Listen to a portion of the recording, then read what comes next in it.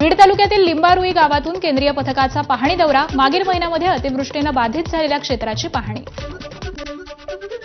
केंद्रीय पथक आमच्याशी बोलेल असं वाटलं होतं, मात्र पथकानं आमच्याशी कोणताही संवाद साधला नाही। सोलापूरच्या हत्तूरमधील ग्रामस्थांनी व्यक्त केली आहे खंत।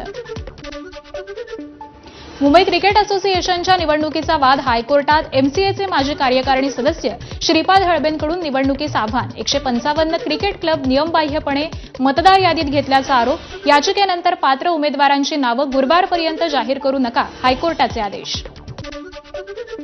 आज गुरुनानक जयंतीचा उत्साह। गुरुनानक जयंतीनिमित्त मुंबईतील गुरुद्वारा दशमेश दरबारात भाविकांची गर्दी।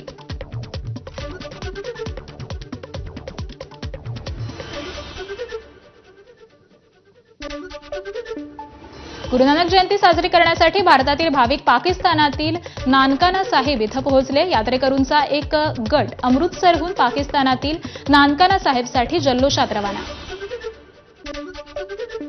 कार्तिक पौर्णिमेनिमित्त शिप्रा घाटावरती भाविकांचं पवित्र स्नान। शिप्रा घाटावरती मोठ्या प्रमाणात गर्दी।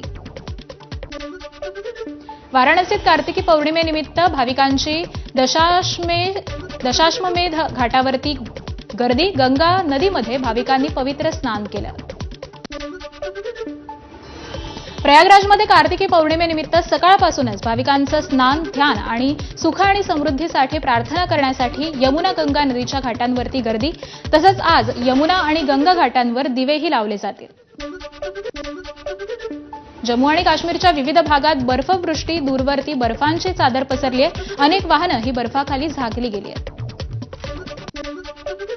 सोशल मीडियावरती प्रसिद्ध असलेल्या अंजलीबाई आणि आकाश नारायणकर या सोलापूरकर जोडप्याच्या जीवनावर लवकरच चित्रपट।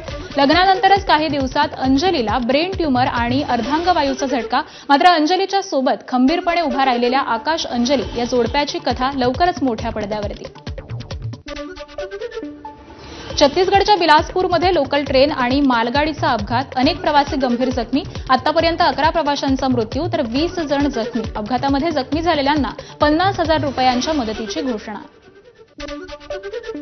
मिर्झापूरमध्ये रुळावरून उतरलेल्या चौघांचा रेल्वेच्या धडकेमध्ये मृत्यू। रेल्वेतून प्लॅटफॉर्मऐवजी विरुद्ध दिशेनंच्या दरवाजानं रुळावरती उतरले। कालका हावडा या गाडीच्या धडकेमध्ये चौघांचा मृत्यू। कार्तिक स्नानासाठी गेलेल्या प्रवाशांची प्लॅटफॉर्मवरती गर्दी होती।